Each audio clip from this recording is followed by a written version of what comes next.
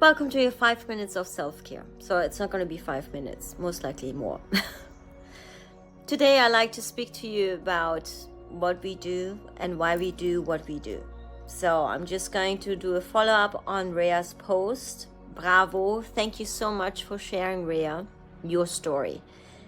So you get an idea who's behind Yachting International Radio and who has put so much energy, time, and space behind this radio station. So my story, some of you got a glimpse from it. I don't have family. No, I was married 2 times but got divorced. I grew up between Asia, Germany, and then a little bit in the US. But my story also speaks about different abuse, mental, physical, and emotional abuse, loss, disease if I had a tumor in my left breast, an autoimmune disorder. And it speaks of all these different tribulations that we have in life, changes that we have to embrace and we need to go through. So you can see in the last week, or let's say 3 days, I have given most of my stuff to charity. I have let go of my existence here in Monaco. 2 suitcases, that's my life at the moment. It's a mess in this apartment, but it's okay. And it feels good to let go, but it can also feel sad because this old version of oneself is definitely coming to a closing, and it's good. And sometimes we need to make space for something new to come in. That's how it works. Quantum physics, mechanics, we need to clear out the energy. Why do we do what we do? So I have been doing this for the last years voluntarily to share with you tools on how to take care of oneself. Because I think it's the most important part of our journey here on this planet and our life journey. Number 1 is trust. Trust in something higher than oneself, if this is life, universe, divine, God, spirits, whatever. Trust that certain things happen for a reason. I know it's not always easy, especially when you lose loved ones. I'm quite aware of that. But I can tell you something.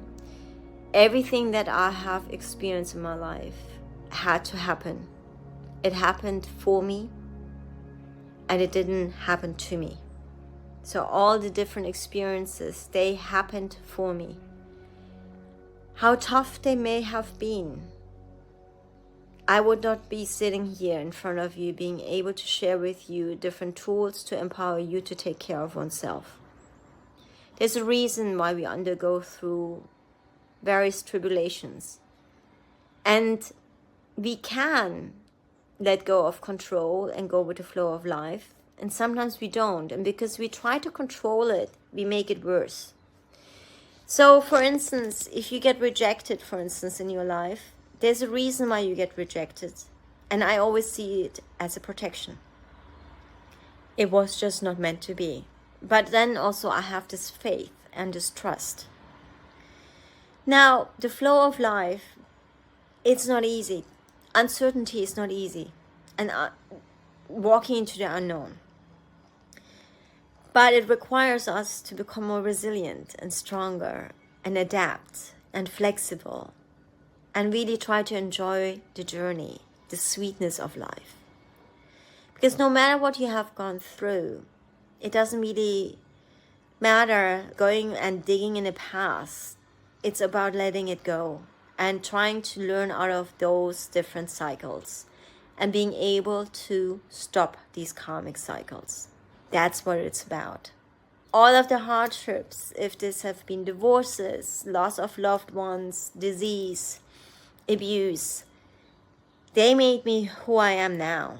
They, hopefully I can say so, made me calmer, more balanced, kinder, and more resilient and stronger. And I can adapt to changes faster. But yet again, I learn every single day. So there are always moments where I sit down and I have a good cry and I think, wow, what's happening here? But it's okay, because the healing journey is something really important, that we have to take care of oneself.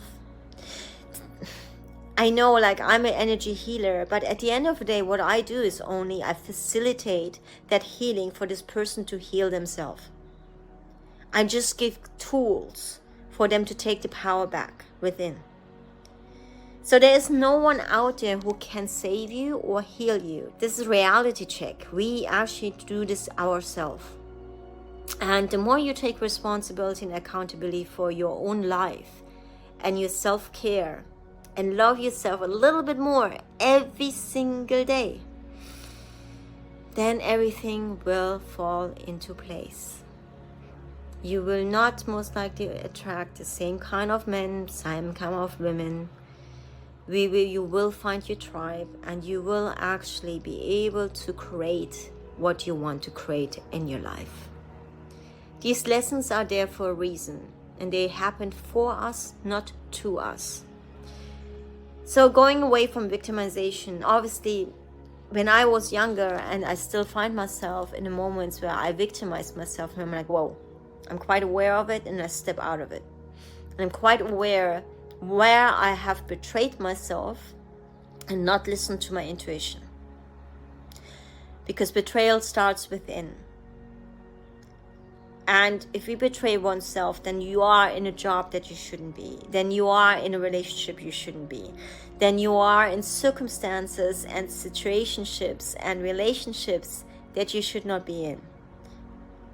But for some reason, our habitual patterns and belief patterns still keep us trapped in these old scenarios. And it's up to us to become aware of it, to clear it, and let go. So I thank Rhea for having created this radio channel. We all do this here voluntarily, and we will also share more with practitioners who will share tools on empowering you how to take care of yourself way better.